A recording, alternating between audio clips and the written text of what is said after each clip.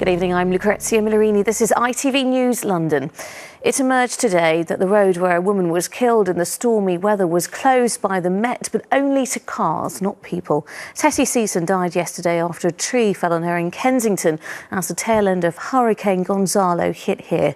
Tonight there are calls for police to treat pedestrians the same as drivers, as an eyewitness described how he shouted to the housekeeper moments before she was crushed. From Kensington, Simon Harris reports. It wasn't easy, but Bert Season found the courage today to visit the spot where his wife died. But distraught at the loss of his beloved Tessie, he was too upset to talk about it. Instead, friends who came to lay flowers and light candles spoke for him about the woman loved by her family, her friends and her employers. When I received the news from the husband, it was our friend. It was so shocking, but we never expect that this is going to happen to her. Look at this. She's a very good friend of ours. She works so hard. She's been in this country for so long. But we don't expect it to be like this, you know.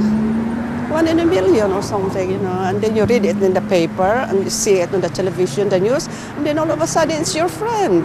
Tessie Season, who was in her 50s, lived in West London. She came originally from the Philippines and worked as a housekeeper and cook. She was walking to work yesterday morning along Kensington Road, where a partially fallen tree lay across the pavement. Eyewitnesses have described how part of the tree was in the road, with police directing traffic around it. But the pavement hadn't been cordoned off. All of a sudden, the rest of the tree came crashing down, just as Mrs. Season was walking past. I heard the noise from the tree, and I look at the trees falling down. I run back, and I shout her, please run, please run. And she just managed to go one leg behind. Police officers and then paramedics spent 40 minutes giving Mrs. Season emergency treatment on the pavement, but were unable to save her. And tonight, Scotland Yard confirmed there was no cordon on the footpath. I think this was a really heartbreaking, tragic accident, but it's really important that all of our emergency services remember that you must take as much care of the pedestrians on the pavement as you do of the traffic on the road. Among the flowers and messages today were the words, "I miss you very much and I love so much, your husband." Simon Harris, ITV News, Kensington. 2 people have been arrested around the capital today on suspicion of terrorism offences. Scotland Yard said both of the arrests were related to Syria but were not linked to one another. A 25-year-old woman from Bedfordshire and a 32-year-old man from South West London are both being questioned at police stations in central London. A schoolboy has pleaded guilty to murdering a 17-year-old student in a row over a bike.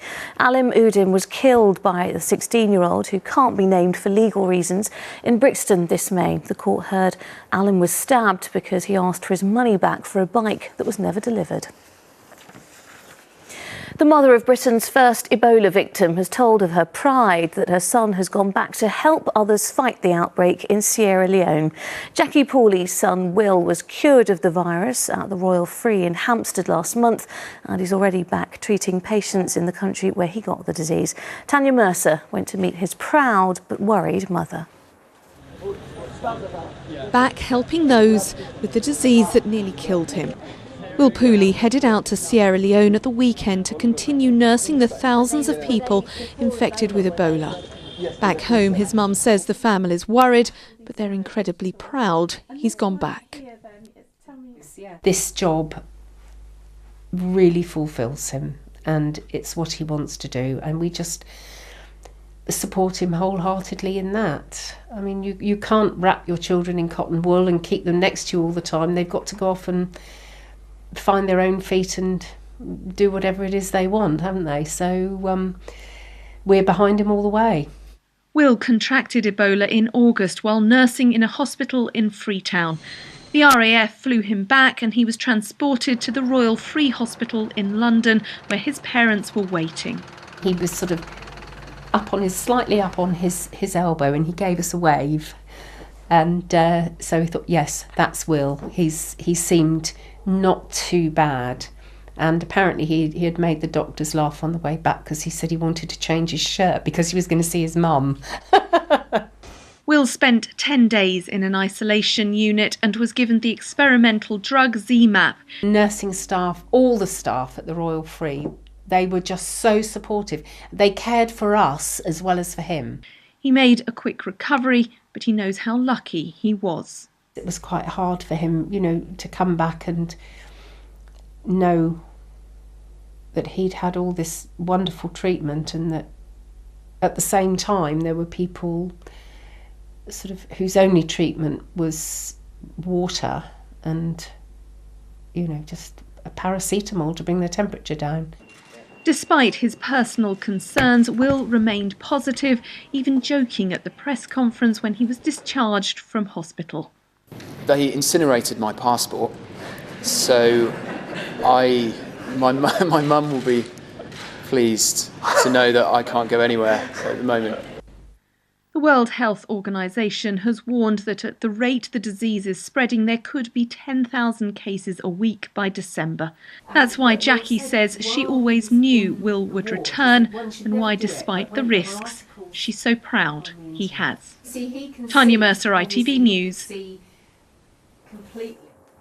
A driver trying to pull onto the M25 ended up crashing into a lorry and being pushed down the carriageway. The car turned sideways after clipping the front of the lorry as it joined the motorway. But miraculously, the driver was unhurt. Well, you can watch the full video on our Facebook page. Just search for ITV London. The MOBO Awards returned to London tonight for the first time in 6 years.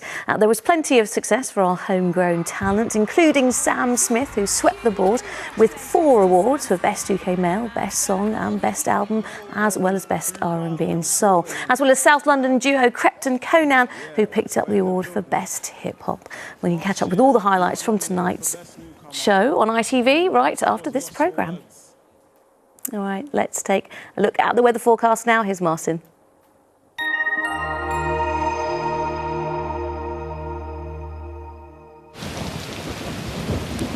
The seasons make our soups. New Covent Garden Soup sponsors the ITV London weekday weather.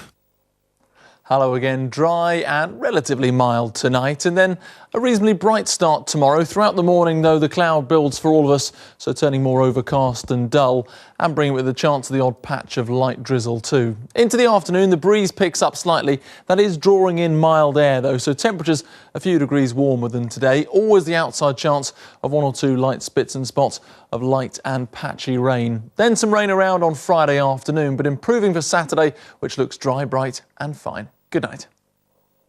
New Covent Garden Soup sponsors the ITV London weekday weather.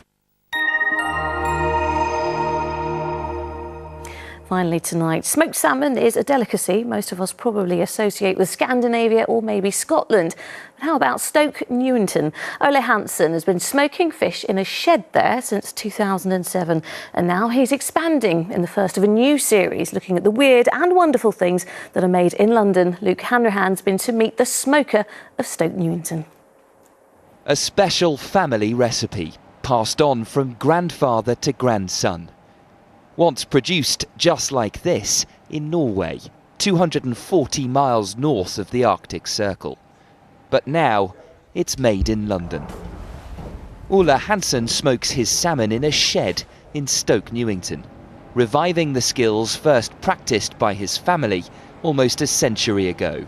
Having very little money to start something up, it makes things real.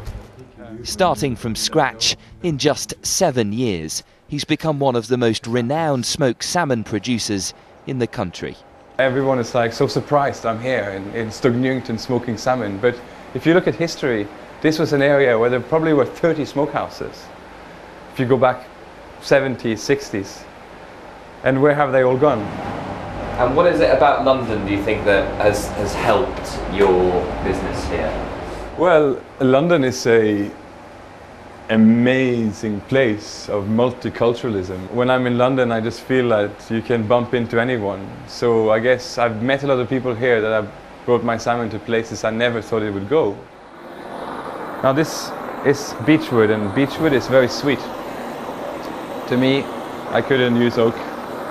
So we have 70% of this mixed with 30% of juniper. Thank you, chef.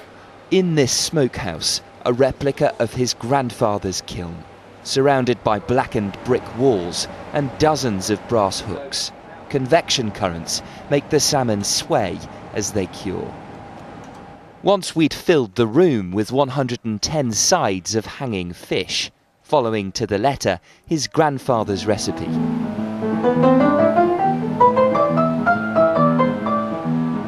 Ulla played the piano to his slowly smoking salmon. A theory, he says, enhances the flavour. Luke Hanrahan, ITV News. And that is it from the London team tonight. We are back on air tomorrow morning with updates throughout Good Morning Britain. See you then. Bye-bye.